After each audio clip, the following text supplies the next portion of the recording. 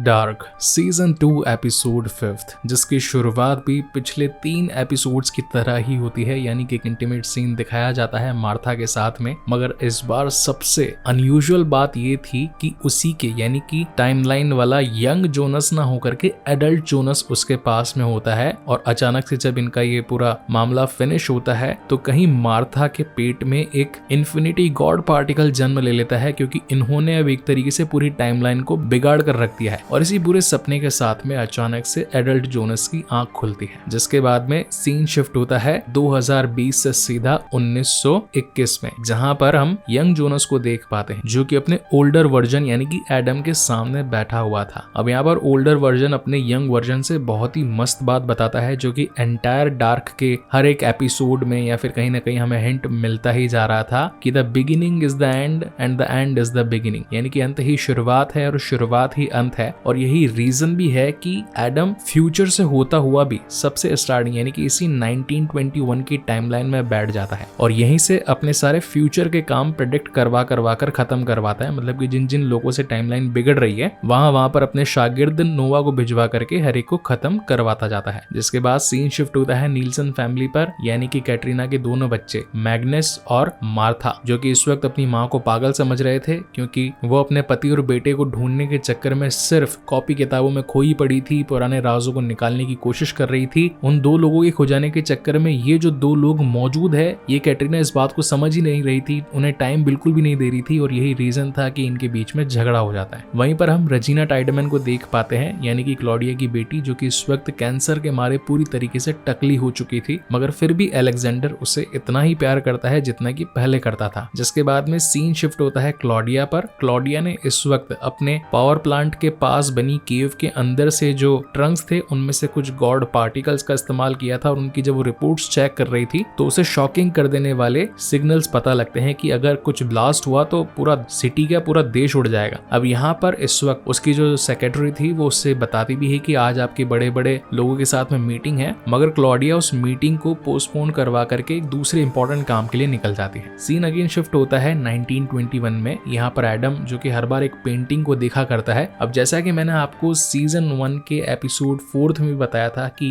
Mikael खानवाल्ड या फिर कहें कि माइकल खानवाल्ड, जो कि एक पेशे से पेंटर था, उसने अपनी लाइफ की एक सबसे बढ़िया पेंटिंग बना दी थी, मगर फिर उसे फ्यूचर में काले कलर से पोत दिया था, पूरी तरीके से मिटा दिया था। तो बेसिकली ये वही पेंटिंग थी, यानी कि एक बेटा अपने ही बाप की पेंटिंग को हमेशा घूरा करता था। और यही चीजें हमें थ्रू आउट द एपिसोड्स और आगे सीजन तक भी फॉलो होती नजर आएगी। यहाँ सीन शिफ्ट होता है क्लॉडिया पर, जो कि इस वक्त अपने फादर एगॉन टाइडमैन के सामने बैठी थी और उनसे सुख दुख की बातें करती है और पूछती है कि आपकी हालत कैसी है, आपको भी कैंसर हो चुका है और आपके रिटायरमेंट के दिन नजदीक है, तो मैं चाहती हूँ कि अब आप इस घर को छोड़ करके मेरे साथ बड़े घर में रहने के लिए चलिए। मगर एगॉन, जो कि इन बातों से परेशान था कि एक मैड्स नील्सन नाम का लड़का गायब हो गया, ऊपर से उल्रिक नील्सन, जो कि उसका भाई है, वो मुझे 33 साल पहले जेल में मिला, तो काफी सारी चीजें अभी भी एगॉन के दिमाग में चल रही थी। इसलिए वो कंफ्यूज होकर के क्लॉडिया को मना कर देता है कि तुम तुम्हारा काम करो और मुझे मेरा काम करने दो। यहाँ क्लॉसन पहुंचा होता है हैना के घर पर जोनस की फोटो लेकर के और पूछता है कि क्या तुम ऐसे किसी शख्स को जानती हो, क्योंकि थोड़े दिन पहले विंडन होटल में ऐसी शक्ल का एक शख्स आकर रेजिना टाइडमैन से एक रूम मांग रहा था और फिर उसका काफी सारा सामान वहीं पर छोड़ करके चला गया। अब वो शहर में आया कहां से था, उसके पास इतनी सारी एविडेंस कर क्या रहे थे, इस बात की जानकारी के लिए हमने उसका स्केच बनवाया है और हर लोगों से पूछताछ कर रहे हैं। मगर हैना, जो कि जानती थी कि ये तो मेरा ही बेटा है जो कि फ्यूचर से आया है, इसलिए वो क्लॉसन को जोनस के बारे में कुछ नहीं बताती। वहीं हम जोनस को देख पाते हैं जिसकी इस वक्त टाइम मशीन खराब पड़ी थी और उसे एच.जी. टनहाउस से न्यू मशीन भी लेनी थी, मगर एक दिक्कत और थी, ये मशीन चलती थी गॉड पार्टिकल्स पर, जो कि इस वक्त उसके पास में नहीं थे। यानी कि गॉड पार्टिकल नहीं तो एग्जैक्ट टाइमलाइन में एग्जैक्ट टेलीपोर्टेशन भी पॉसिबल नहीं। या तो सीधे जाओ 33 साल आगे पीछे, और अगर गॉड पार्टिकल्स है तो अपने मन मुताबिक दिन पर पहुंच जाओ। तो कहीं ना कहीं जोनस के लिए बड़ी ही असमंजस की स्थिति पैदा हो चुकी थी, मतलब कि एडल्ट वाले जोनस की। वहीं पर हम शहर के बच्चों को देख पाते हैं जिनके अंदर होती है एलिजाबेथ, फ्रांसिस्का, मैग्नस, मार्था और बार्तोश। ये सभी मिलकर के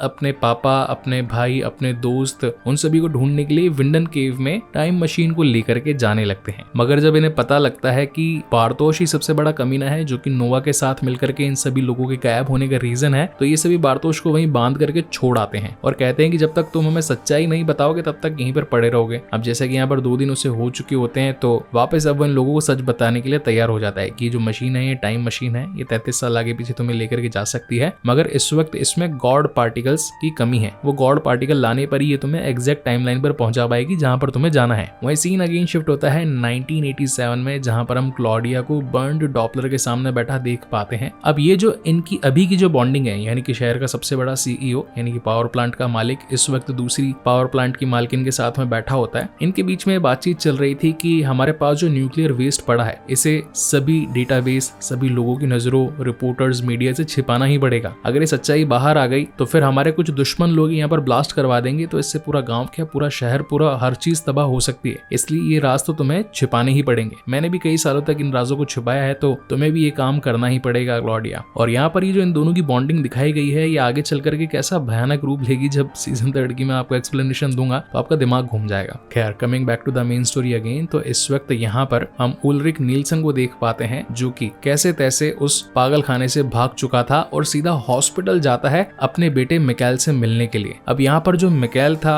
वो भी टाइम ट्रेवल करके आया था और उसका बाप था उल्रिक, वो भी टाइम ट्रेवल करके आया था, मगर कहीं ना कहीं मिकाएल अपने फादर को पहचान ही जाता है। अब ये सीन लिटरली आंखों में आंसू ला देने वाला सीन था, क्योंकि जो बाप अपने बेटे को ढूंढने के लिए इतनी मुश्किल चीजों को झेल रहा था, जेल में भी गया, इतनी मार कुटाई भी हुई, मगर फाइनली उसने अपने बेटे को ढूंढ लिया। मगर दिक्कत की बात ये थी कि बेटे को ढूंढ लेने के बावजूद भी अब वो उसके साथ ज्यादा समय बिता नहीं सकता, क्योंकि वो बूढ़ा हो चुका है। और सच कहूं ना तो पूरे एंटायर डार्क के सीजन 1, सीजन 2, सीजन 3 जिस पर्सन ने सबसे ज्यादा जिल्लत और मुश्किलें झेली ना, वो बेचारा ये उल्रिक नील्सन ही है। और ये मैं ऐसा क्यों कह रहा हूँ वो मैं आपको आगे एक्सप्लेन भी करूंगा। तो खैर, यहाँ पर वो अपने बेटे के साथ थोड़ा टाइम स्पेंड करता है, जिसके बाद सीन यहाँ शिफ्ट होता है यंगर जोनस और ओल्डर एडम पर। मतलब है तो दोनों एक ही रूप, जो कि उसे बता रहा था कि आगे फ्यूचर में चल करके सबसे पहले तो तुम्हें HG टनहाउस के पास में जाकर के टाइम मशीन रीअरेंज करवानी है, फिर कुछ लोगों को या फिर कहेंगे तुम्हें अपने आप को ही समझाना है कि जो चीजें हो रही है वैसे उसी तरीके से होने दें, क्योंकि ये तुम्हारी टाइमलाइन है। अच्छा, अब एक चीज आप लोगों को बताता चलूं, एंटायर सीजन 1 और सीजन 2 के एपिसोड 1 से लेकर के 6 तक ये जो पूरी टाइमलाइन दिखाई गई है, ये जोनस की टाइमलाइन के थ्रू दिखाया गया है पूरा मामला। अब जो इसके लास्ट के जो 2 एपिसोड आने वाले हैं ना, यानी कि सीजन 2 के एपिसोड 7 और 8, वो दिखाई जाएंगे मार्था के टाइमलाइन के थ्रू। और जो सीजन 3 है वो पूरा आपका दिमाग घुमा देगा, क्योंकि वो दिखाया जाएगा पूरी तरीके से क्लॉडिया की टाइमलाइन के थ्रू। तो खैर, उन पर हम आगे आएंगे। Now coming back to the main story again, तो इस वक्त जो अपना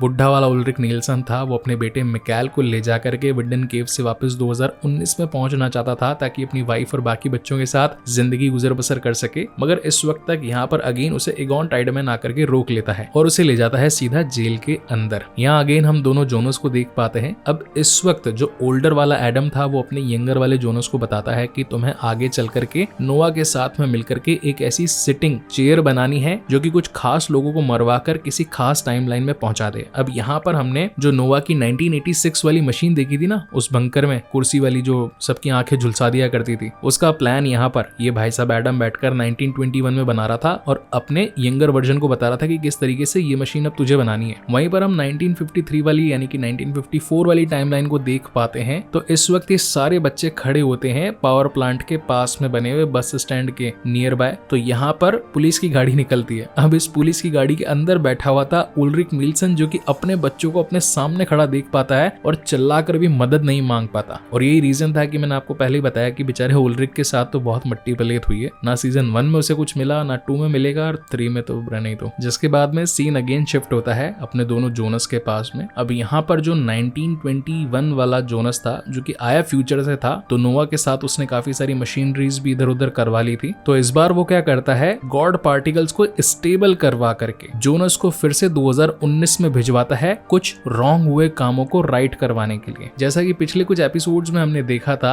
कि फ्यूचर में यानी कि 2053 में जब पावर प्लांट के अंदर जोनस जाता है, मशीन को चालू करता है, मगर पेट्रोल खत्म हो जाता है, जिससे कि गॉड पार्टिकल्स मतलब कि जो टेलीपोर्टेशन दूर था वो स्टेबल नहीं रह पाता था। तो इस वक्त तक तो जोनस को सब कुछ मालूम था और वो स्टेबल करवा करके मशीन को सीधा जोनस को उसमें चले जाने के बारे में कहता है। और वो क्या रॉन्ग काम थे जो कि राइट करवाने के लिए जोनस अगेन 2019 में आने वाला है, ये तो आपको एपिसोड 6 में ही पता चलेगा। तो फिर मिलते हैं डायरेक्टली एपिसोड 6 में। तब तक के लिए keep watching and stay safe.